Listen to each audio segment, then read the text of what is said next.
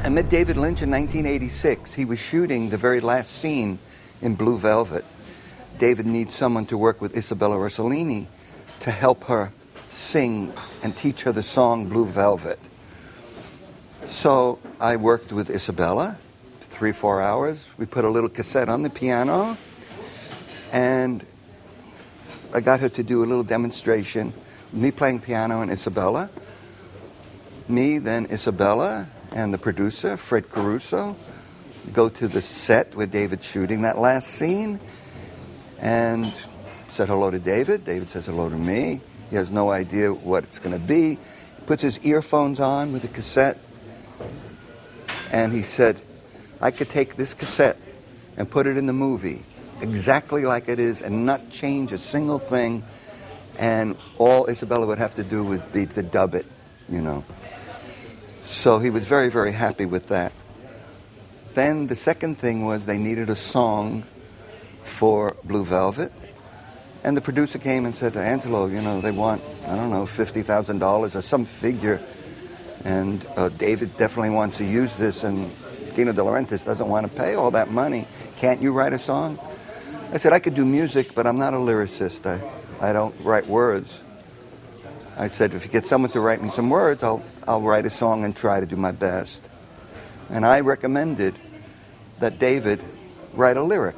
And I look at this lyric, and I'm saying, my goodness, this is not much of a thing that I'm going to be able to turn into a song. The bottom line is, I then called David, and I said, oh, David, this is marvelous lyric. This is just terrific. And I said, well, what kind of music do you want? And he says, oh, just make it very cosmic. Make it like the wind. Make it like the sea. Make it like the waves. Make it endless. Make it float through time. And then he said, wow, you did Isabella. You did this song that I'm replacing with, can you write a little bit like Shostakovich? I said, oh, I'm not half as good as Shostakovich, but I could try. And that was the start of our relationship. Okay. All right. All right? To me, the best way to work with directors is I always ask them, you know, what do you want? What do you want to feel? And what do you want the audience to feel about a particular scene or about the psychological factors of a character? And those kind of descriptions are the things that, you know, just get you on a track somewhere. That's what David does for me. He sits down and he just describes a mood. You know, one of the best examples was Twin Peaks. When he came into my office and he said, I have an idea for a television series. We're going to do a pilot. I said, what's the name of it? At the time, he said, well, it's called Northwest Passage, which was then changed to Twin Peaks. Okay, and he sat next to me at a keyboard, which I had, and I said, okay, well, what is it about in the mood? And David would describe a mood. We're in a dark wood now, and there's the moon, and there's an owl in the background, and there's a gentle breeze, and then a beautiful girl, teenage girl, comes out from behind some sycamore trees or something, and I would just start playing. Dee-dum, dee-oh, dee-oh, dee-dum. And David would say, oh, that's it. That's a beautiful mood. Now keep it going. Keep it going. The girl is coming out from behind the tree. Can you go into something else? And I went, dee-do-dum, dee-do-dum. Oh, that's so beautiful, Angelo. Keep it going. Now she's coming closer and closer to the camera. You know, she's so beautiful and up, going up this scale and reach a climax and reach a, Laura Palmer's turned it, oh, that's beautiful, beautiful. Okay, now she's walking away. Slow. Now go back into those dark woods with the way you started it. And I went back to dee-dum, dee-do, dee-do, dee. I just saw David over there just going, oh, that's I see it, Angelo. I see the whole scene. This music is perfect. And don't change a note. I said, you sure? I want to go home and work on it. He said, don't change a single note. And that's really what it was. I never changed the note. And that was the love theme from Twin Peaks.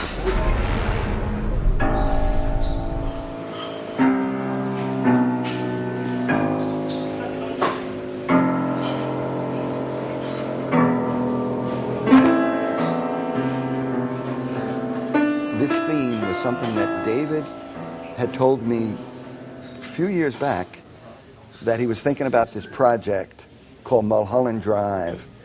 And though he had not shot anything, it was just something, a script idea that David had. We were maybe working on Lost Highway or something, or Industrial Symphony. I forget exactly which. But always in his studio, David would throw things at me and I'd say, well, what is it? And he would just say, I just envision and hear a dark Russian kind of a thing. Can you create something like that? And bang, I go over to the keyboard and David once again sitting there, and then I had composed the theme for Mullholland Drive at that time. And then he, sure enough, shooting Mullholland Drive, and he took that same tape and used that, playing it for the actors and the actresses and on the set, and that also helps them with their dialogue and the mood. It sets a tempo, and it puts them in a certain frame of mind.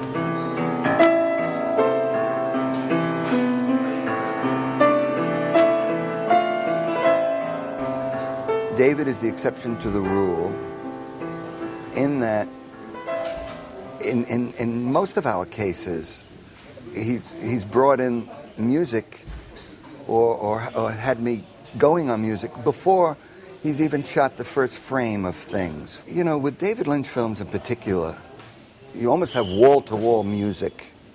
You know what I mean by wall-to-wall, where you start from the very first frame and there's just music that carries. One of the reasons I think that David uses so much music and sound design and effects is because there's a lot of space, isn't there?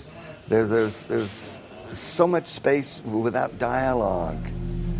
So the music kind of, sets you up in these moods and just ties you in and carries you through from one scene melting into another.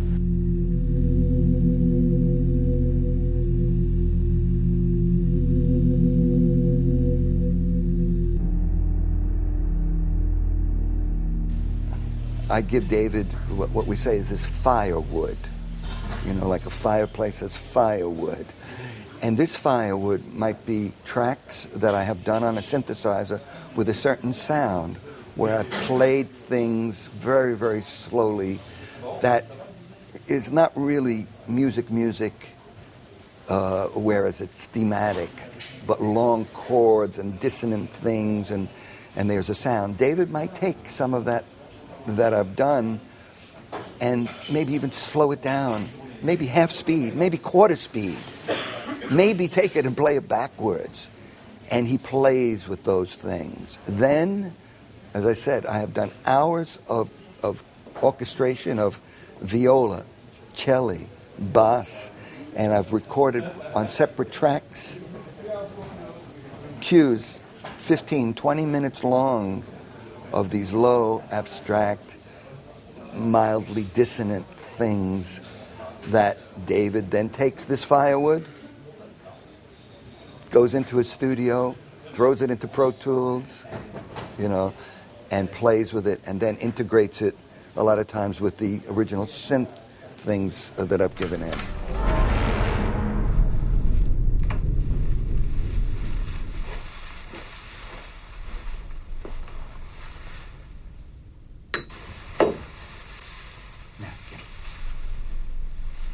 Pardon? Napkin. Of course. Excuse me. This is a great story. It's a wonderful story. David called me and said, Angelo, I want you to be in Mullholland Drive. I said, "Want me to?" Of course, thank you, David, for letting me, do the music. Oh, he says, "Yeah, you'll do the music, but I want you to act in it." And I thought he was joshing with me, kidding, because I'm not an actor. Other than playing piano in some movies down the line, or I've never been in a film. And he said, "No," he said, "I'm writing a scene, and I'm basing it on a story that you once told me, and you had a certain look about it, about your face, and it's going to be just perfect. It'll be a short scene, but all you have to do is be that person that you described to me in a story." And what that story is a lot of years ago, I was playing for this singer-dancer, a woman, who said, "Come to my home for dinner in northern New Jersey. I'd like you to meet my husband." So I'm telling David this story. He's sitting over here, and I'm here. And I drive up to this home, and it's a mansion. It's got Rolls Royces and Cadillacs and Mercedes and Lamborghinis, and there's maids and butlers, and it was a mansion of a home. It was just mind-boggling. I go in, and there's this long table, set dinner, just very, very rich. And she introduces me to her husband. Now, I'm telling David this story. And I'll call him, I'll say his name is Charlie for now. Wasn't his real name. And she says, "Hello, this is Angelo. Say hello to my husband, Charlie." And I go to shake his hand, and he does not shake hands. And he looks at me with these kind of eyes. Telling David, and David's just looking at me. We're sitting at the table. The man does not speak for 1/2 hour, and there's only 4 of us sitting at a table. It's very uncomfortable.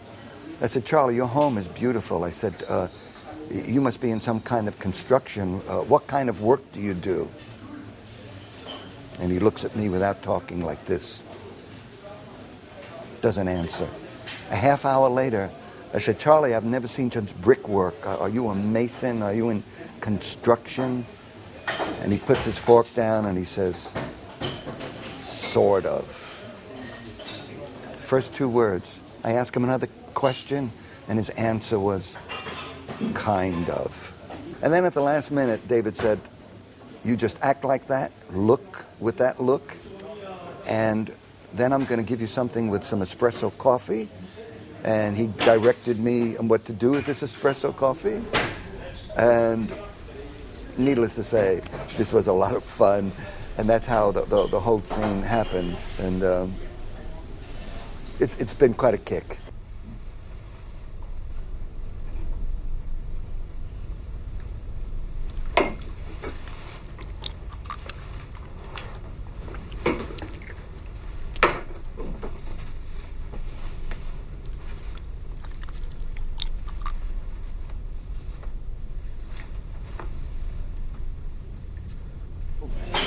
What are your favorite scores? Your favorite scores are the scores you're working on at the moment. And I kid you not, I really mean it, because you immerse yourself in each project, and it's new babies constantly being created, and you get excited about it. And you better be excited about it. And I still try to keep that spirit alive with me, and I hope I don't lose it. If I ever lose that feeling of that initial creativity and excitement and fun of it, well, I'll pack it in. But, as of now, I love every moment of it.